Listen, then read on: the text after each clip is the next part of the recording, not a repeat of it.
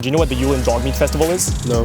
So it just happened, actually just ended last week, and it's a week-long festival in China where every single year they'll kill thousands of dogs in order to eat them. And it's been this cultural thing that's been happening for a long long time. And it's basically created a lot of like uproar internationally every time it happens because a lot of people are against like eating dogs and stuff like that. Yeah. But for you hearing this for the first time, what do you think about it? It's horrible. It's abuse. I don't know why you do that. Like, it's a man's best friend, basically. Mm-hmm. It's just horrible.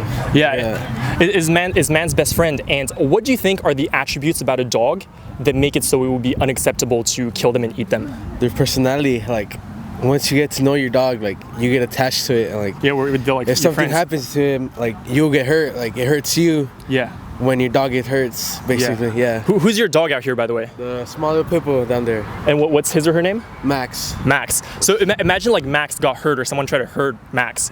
What lengths would you willing to go to protect Max?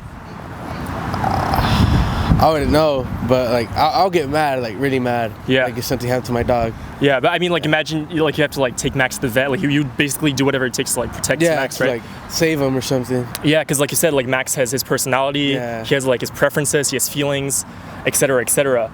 And the question is, when they kill dogs in China to eat them, do you think that all the dogs that they potentially eat are any different than Max in that regard? No, they're not any different. They're all the same. Right, they're all the same. Yeah, and I think that's the thing that we got to think about, because a lot of people say that culture would justify something like that. They'll say like, oh, over there is their culture, but that's just looking at it from our point of view. Because when we think about harming Max, we're looking at it from Max's point of view, right? Yes. Like that makes more sense. So for the dogs over there, like, do you personally think that if culturally, say I come from a culture where it's completely normal to kill dogs and eat dogs, does it make it okay for me to do that? No. During the Yulin Dog Meat Festival, all the dogs, they're treated horribly. All right, some of them, they get boiled alive, skinned alive, they're beaten, etc., etc. But do you think that if a dog potentially had a wonderful life, a very happy life, it would justify taking their life in the end if they're gonna eat them? No.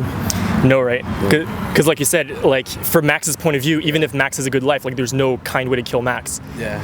Yeah. So then the question is, a lot of people will look at something like the Yulin Dog Meat Festival, and they'll be like, we're quick to criticize that, right? Because I come from a country where it's not normal to eat dogs. Yeah. But that being the case, say in our country, the United States right here, we eat other animals like cows, chicken, pigs, turkeys, fish, etc., etc. Do you think that there's a moral difference in killing a dog for food and killing another animal for food? I think yes. Because like dogs, they learn how to do stuff, unlike other different animals. I know there's animals that learn, like they could do stuff, but like dogs have like more potential basically, and like learning stuff.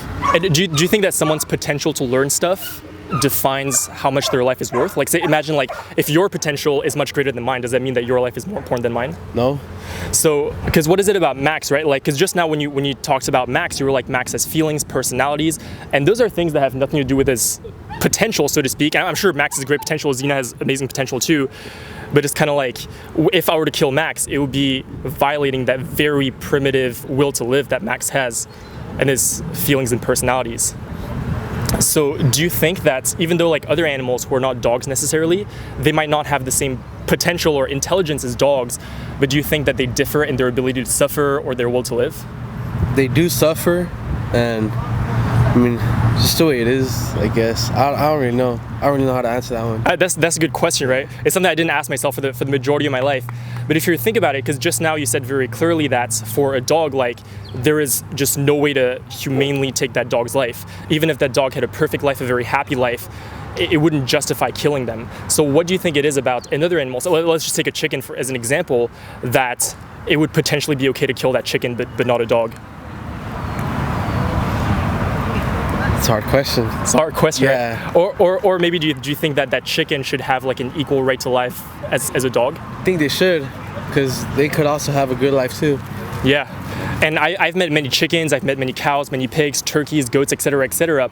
And I didn't know this because in our world, right? Like think about how you meet a chicken. We meet chickens by eating them, and we never get to actually meet the individuals. And I've met many of these animals, and actually what I found is that in all the ways that matter, they're very similar to dogs. Like if you met a chicken, you'd be like, man, this chicken is very much like Max, or for me, like Xena, right? Because they also have personalities, they have feelings. I know chickens who have learned stuff, who like recognize my face, etc., etc. And so, do you think that for us as a culture, when we are eating animals like cows, chickens, and pigs, it's actually just the same thing as, say, the Yulin Dog Meat Festival where they eat dogs over there? I think it is, because they could all be living like their best life and we're just taking it away. Yeah. Yeah. It's how does it make you feel to kind of think about this for the first time? Pretty guilty, honestly. Yeah.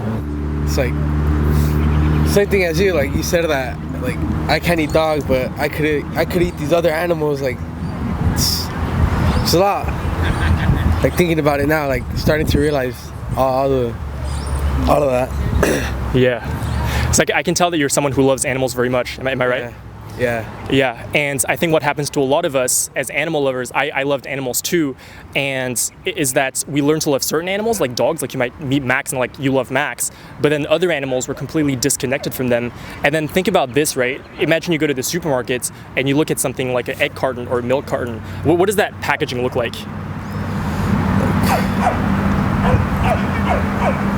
Like any other package, like plastic.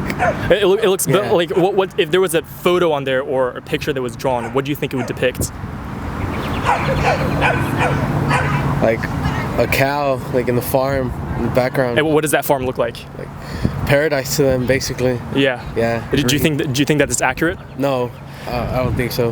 And do you think that at the end of the day, because there's this whole push for like humane products, right? Like humane milk, eggs, meat, etc., do you think that at the end of the day, because whatever happens, they have to go through a slaughterhouse where they get killed, do you think that any animal walks willingly into a slaughterhouse? No, forcefully. Forcefully, right? Yes. And I can tell you from my own experience, because I've seen many animals walk into the slaughterhouse. There's a slaughterhouse in downtown Los Angeles. I've been going there about twice a week for almost a year now, seen thousands of pigs go in there, and 0% of them are happy to go in there. Sad. Yeah, it's crazy. And this is something that we can all do something about this, right? Yes. Because it's about like aligning our actions with what we believe in. Like you said, like you have, maybe it's the first time you think about this. There was a time when for me it was my first time thinking about this for sure, and I was like, wait, let me just align my actions and morals, which in this case, and I, for example, for me, I do a lot of things to save animals because I care about animals a lot. I do a lot of animal rights stuff. It's pretty much what I do. Yeah. But the least that I think we can do in order to help animals and to take a stand against their suffering is to at least not contribute to all the industries that exploit animals. Do you think that's something you would want to do? Yeah, something I would do too. Yeah, amazing. Yeah, and that's the thing. Like people will look at people like me, and I talk to a lot of people, right? Like, and you're a super awesome dude. Not everyone that I talk to is like super awesome like you actually, and a lot of people, because like you kind of thought about it and you're like, yeah, this makes sense. A lot of people will try to make excuses for it and things like that, and then they'll look at someone like me who's like vegan, and they'll be like, well, you're crazy. Like, what's wrong with you? And it's extreme. But when you put it like that, it seems kind of like this simple thing. Yeah, it's pretty different. Like when you realize it, like it hits you, man. Like while you're doing it, like you don't really care. Yeah.